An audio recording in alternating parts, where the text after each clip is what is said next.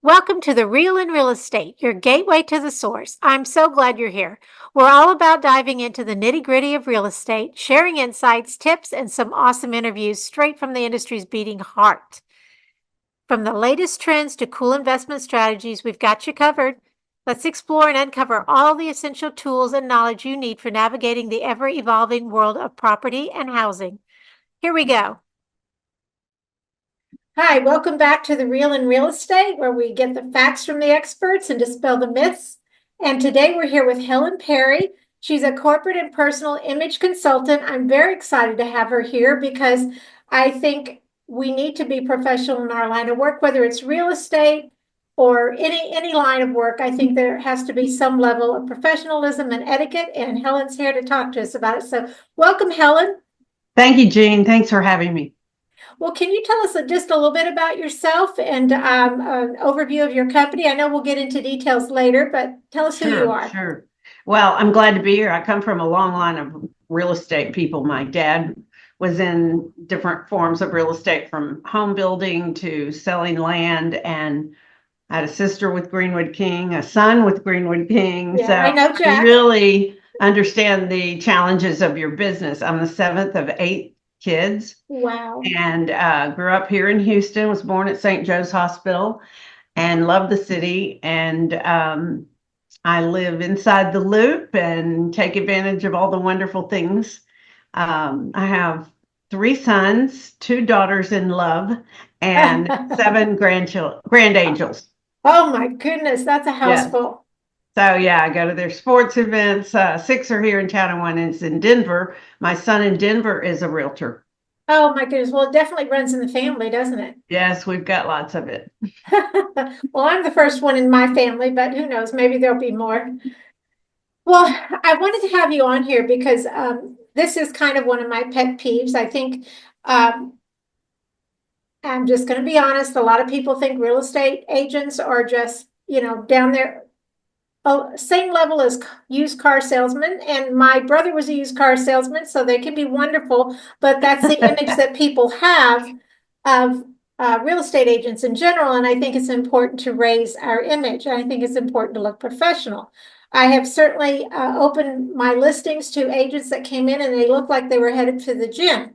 Now, I didn't ask if that was their mother or their father that they were showing the house to, but again, if it was not, I think that's a little inappropriate. So, I know you work with all different kinds of disciplines and all different kinds of businesses, not just real estate. So, why did you think it was important to get into this business? I just kind of told you my thoughts about Sure, image. sure.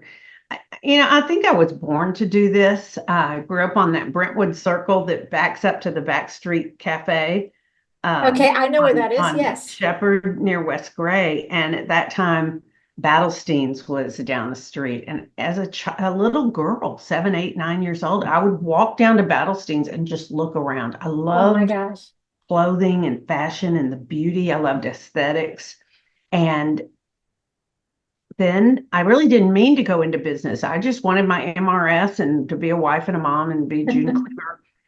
Uh, I was married and had three kids, and I went to a seminar by a man named Robert Ponte, and he's an internationally known image consultant.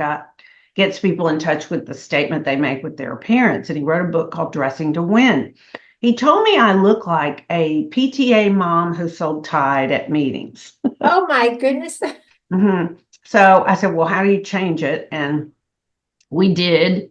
And um, people started asking me to help them with their wardrobes. I had been in retail for 5 years off and on between having three sons in 5 years. And I knew how to get a person into a dressing room and create a wardrobe. Mm.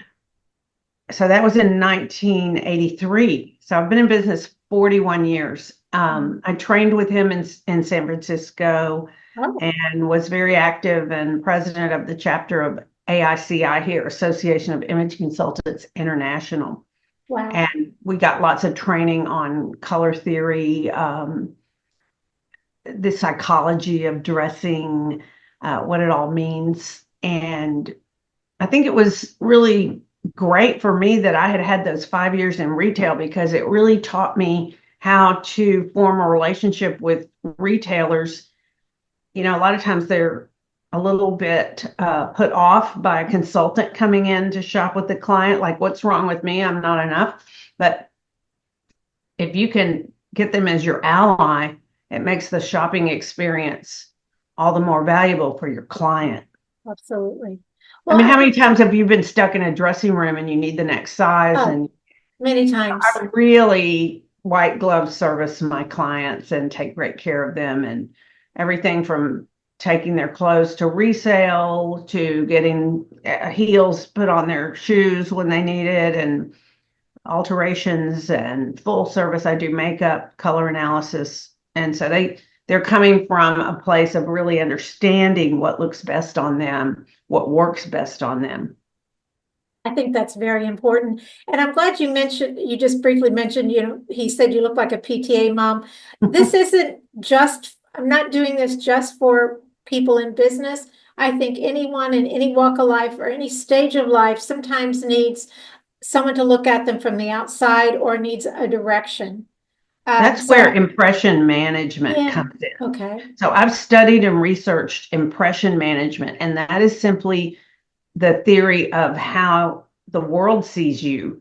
We've all said and done things many times that we intended to come across a certain way, and it was misinterpreted, misconstrued. And so if people tell you over and over again, you're intimidating, or I can't hear you, or I can't understand you, or you're arrogant, or you're off putting, if one person tells you, that might be their problem. But if you Right. keep getting that feedback, or if people aren't returning your calls, if you're not closing the sales, if you're not invited back, that is something to look at. So I sort of hover 20,000 feet above my clients and give them feedback and notice.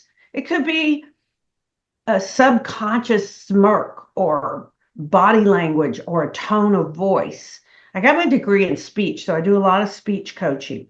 Oh, wow. That's good to know. It's great. There's a sweet spot in everyone's vocal register. Now, if we speak from up here and we sound, very shaky and not confident, it's going to be harder for people. It's just not palatable to the ear. It's not easy on the ear. But if we can find that sweet spot in our vocal register and speak from the diaphragm and go for a more resonant, velvety tone, it's easier for people to hear us. I think that's wonderful. I've never liked hearing myself talk because you don't hear yourself the way you come across, but I decided I was just going to go for it anyway. So we may have to talk later. I have a great exercise I do with my clients. I get them to take a deep breath and count with me. 1, 2, and I go lower, lower, and they see the difference of speaking from up here or speaking from the diaphragm. Well, we're definitely going to have to talk then.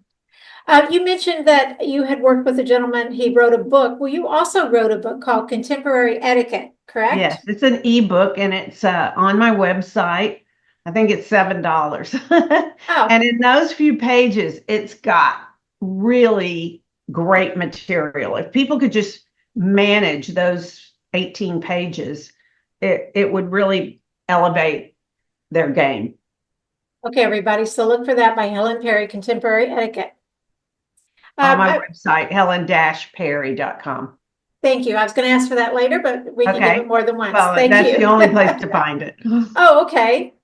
I did find you also were on you've been interviewed by several people. One was Realty News Report, since Mhm. I do a lot of podcasts for realtors, obviously, because I am a realtor.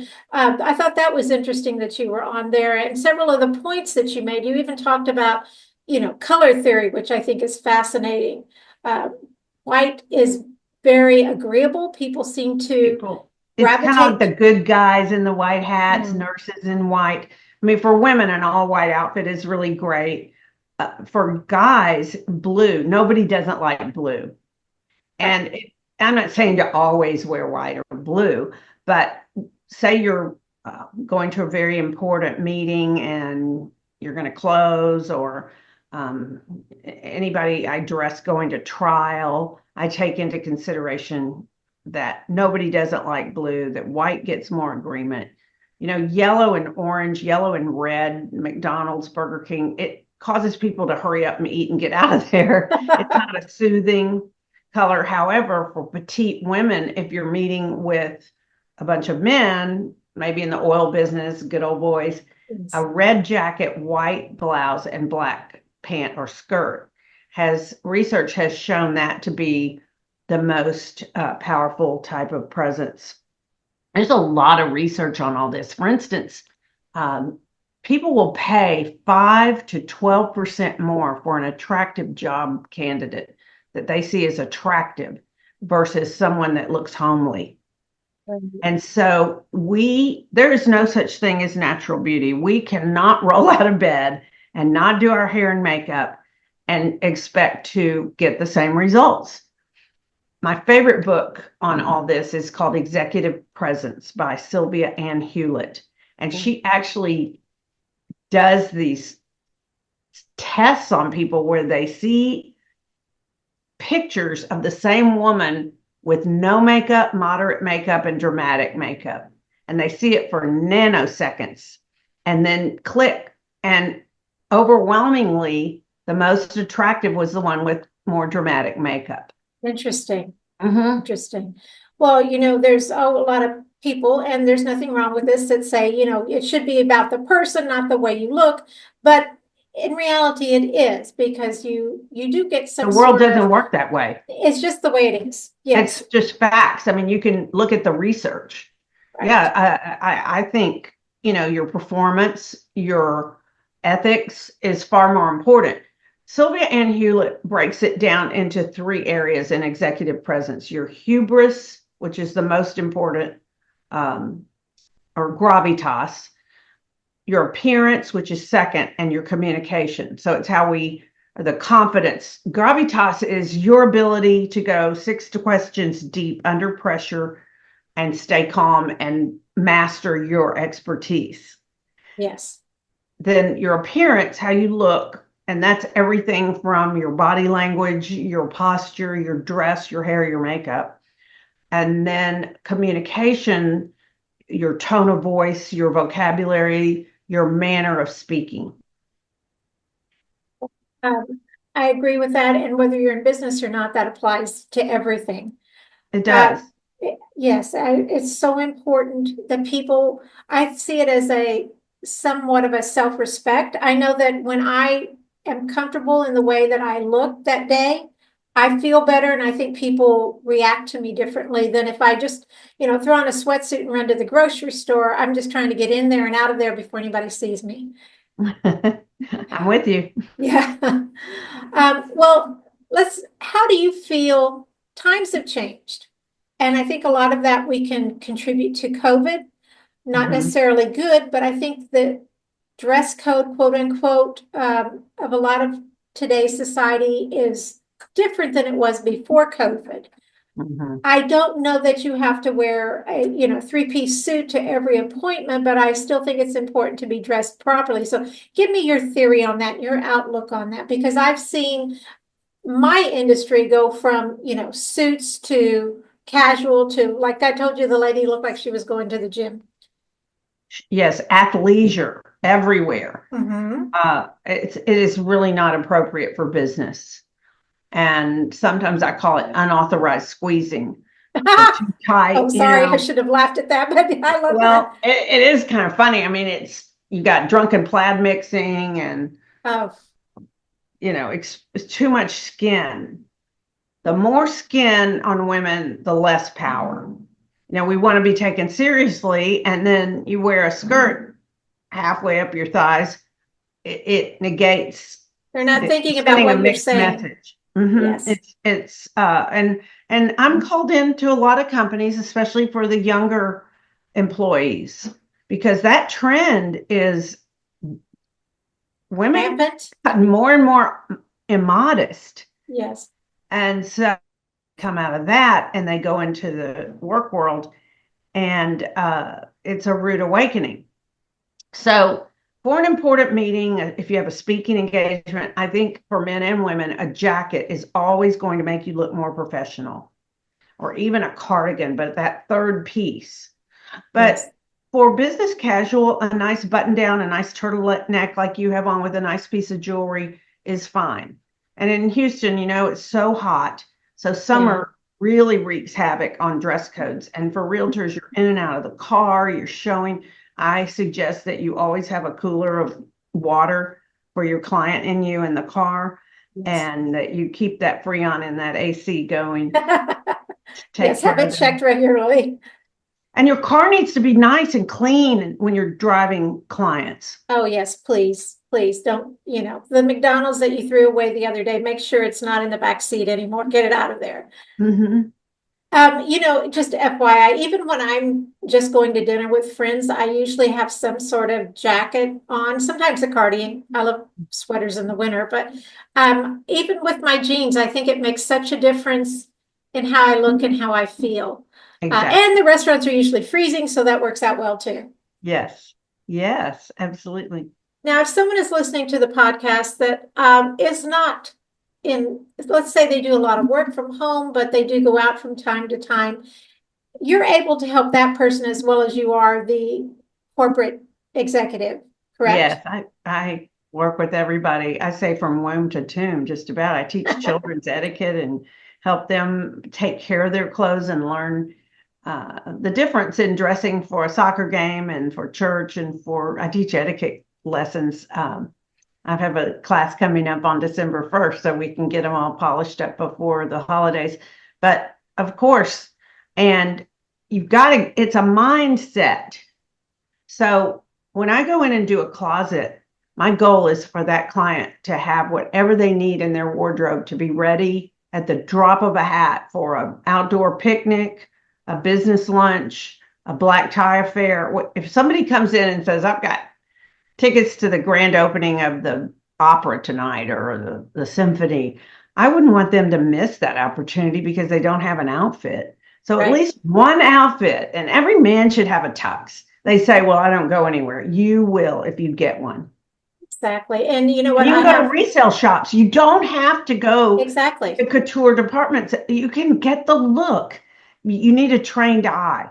And Yes. every year in April, it's always around tax time, the Salvation Army Women's Auxiliary puts on this mega sale. I call it my Super Bowl of shopping, and pennies on the dollar. So you could get a $7,000 Chanel suit for 700, or a Oh, $700 jacket for $70. Really fine. Everything from Chico's to Chanel. So we've got Prada, Armani, uh, Talbots, everything in between. And it's all clean and organized and priced. And all the money goes to the Salvation Army. So we have gotten to where we raise about $1 million a year on the Salvation Army Women's Auxiliary sale. well, I will be going to that next year. You said tax time, right? Exactly. And everything's tax free. They take credit cards, and it's just a great cause. So when people want to clean out their closets and donate things, if they're in, pretty good shape, Right. we take them and raise money with them. Well, I will be shopping there next year for sure. I find treasures. I have a friend that's redoing her closet. I'm going to make sure she listens to this podcast, so maybe you can give her Well, they can some call me and guidance. I'll make sure that someone comes and picks up their clothes that they want to donate and make it painless. I wanted to touch on etiquette also. I actually Mhm. sent my children when they were young to an etiquette class, and they, my son still remembers that. I mean, he still follows the things that he was taught, and I think it's very important. And just I have to tell a story on myself, and probably embarrassing, but I came from a very small town in the Midwest, and when I became an executive with Macy's, I was going to lunch with the vice president, and I was scared to death there was going to be too many forks and spoons and everything else I didn't know. So I never wanted my children to go through that. So I made sure that they went to the class and they learned, all the different things that are taught for children in etiquette. So I think that's invaluable as well. Start early. I start at 7. I have had some preschoolers that I've taught, but um, children with good social skills are bullied less, research shows, and they might come into my class. I call it Etiquette school because it's cool to have manners. They might come in like, oh, I have to go to this class, but we feed them a great meal. And they leave so happy and they're so proud of themselves because now they know how to introduce someone. They have a proper handshake with eye contact. Mhm. I really encourage them and just build them up, and we talk about bullying. We talk a lot about kindness and consideration. I was bullied for being ugly. So here I am now, an image Oh, well, consultant. my goodness, you're certainly not ugly. Well, I was awkward in the seventh grade and in a new school, and the cutest boy in the school said, "You are ugly. Your dress is ugly. Your shoes are ugly." So I sort of have turned my Etiquette school into a mission to help kids handle bullying and help kids think twice before they say something hurtful. Wonderful, wonderful. Well, what should we talk about? What are there any other services I want to make sure we cover everything that you do. So what Mhm. have we missed so far in our Well, conversation? I do speech coaching, Mhm. color analysis, makeup lessons. I work closely with K. Renee Hair Salon on hair for my clients. I have a great alterationist, Jimmy Ahmed, and custom clothier. We need that. You Right. always need all these things in your quiver. You need a good dry cleaners. You need Yes. a good alterationist, a good hairstylist. And some people that are having trouble uh, being as effective as they need to be, we can really record their speech and look at that and work on some breathing and tweak that. But I think everybody needs their closet done. I have different Yes. people even come into mind because we're not objective about these things. We've owned them a long time. We may see a tattered old leather purse as it was when we bought it. And your shoes, you want to keep them shined and repaired. And I have great Stuart Weitzman leather boots that I've had for years. If you keep the heels repaired and you shine them and you keep them in good condition, you will wear them for a long time. So think about cost per wearing when you're purchasing an outfit. If you spend $1,000 on a red cocktail dress, it's going to be fun, but you're not going to wear it as much as a tailored red jacket or a navy blazer or, Mhm. if you're Right. on a wardrobe budget, and everyone is, you want to get the most bang for your buck. And for people on a tight budget, we don't have to pay retail. We can go to TJ Maxx, Marshalls, Nordstrom Rack. We've got great shopping here in Houston, and there's Yes, some we do. great resale shops, Charity Guild, Bluebird, especially down in the Montrose area. Yes. And the Salvation Army. And that sells once a year. Yes. And it's at a different location every year because we are donated an empty spot that's not being leased right then. So we will know by January, February what our location will be for the April 2025 sale. Well, But I it's will. several days. It's free to come. They do have a first night that's $20 to get in, so you get first pick, but that donation goes to Salvation Army, and it's fun. It's organized chaos. Well, it does sound like fun. So I think I will grab some friends and go. And I can certainly, well, I can always ask you if I want to know exactly where it's going to be. Sure, I'll know all the details as soon as it's Mhm. announced. Okay, before we run out of time, your contact information will be on the podcast and the YouTube video that comes out the following week. But if you want to go ahead and give it again, your website or any contact, Sure. how's the best way to contact you? 713-206-1800 is my number. And H. Perry, oh, that's my email. My website is helen-perry.com. Okay, that's easy. helen-perry.com, 713-206-1800. Okay, any last words you want to say? I think your service is invaluable. I think a consultation, even if somebody says, well, I think I look pretty good, whatever, call you for a consultation. Sure. You can tell them if they're on the right track or how you can help. Mm-hmm. I do think it's very important. I think it's a part of being successful, how you look and how, if you respect yourself, that shows a lot to the other person about how you might take care of them as well. It's an important investment in ourselves. And you want to dress for the job you want, not the job you have. You Oh, want to yes. dress like the property you're selling or the property even if it's a tear down that your client will ultimately dream to live in. I love that. Dress for the job you want. Exactly. If you're going for a $4 million listing, please don't wear your jeans unless that your mother happens to be the one that owns that house. Please, And you be know, finished head to toe. Your handbag, everything, your belt. Make sure it's all in good repair. attention to And if you detail. have a pet, carry a lint roller in your car. Just be sharp, be Attention to charming. detail. Yes. And that's why I have a poodle because they don't shed. But I still have the lint roller just in case. You got it all going on, Jean. Thank you so much, Helen. I really, really appreciate you doing this. I'd like to have you back on again. Maybe after the first year, we could talk about your charity that you mentioned and We could anything call else. it New Year, New You. Oh my God, I love that. Okay, that's Yes, a date. That is a date. because We'll I set up also work with something. people on goal accomplishment. Well, what do you mean? Explain, please. Goal accomplishment, it's a way of writing your goals and things that are keeping you up at night and affirming them. And Wow. it's a great method.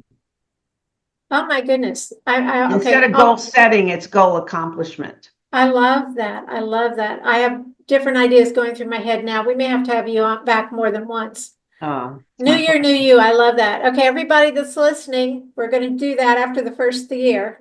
All right. Okay. Please give Helen a call. Check out her website. Check out her book, her blog. She has a blog as well. I think this is going to be very helpful to everyone out there. So please give her a call. Thank you, Thank Jean. you. Thank you, Helen. My pleasure. Thanks for tuning in to The Real in Real Estate, your gateway to the source. Be sure not to miss our upcoming episodes loaded with fantastic insights, expert tips, and all the latest trends in the property scene. Don't forget to stay connected with us on our Trilogy Realty Group socials, Facebook, Instagram, YouTube, and even TikTok. Until next time, take care.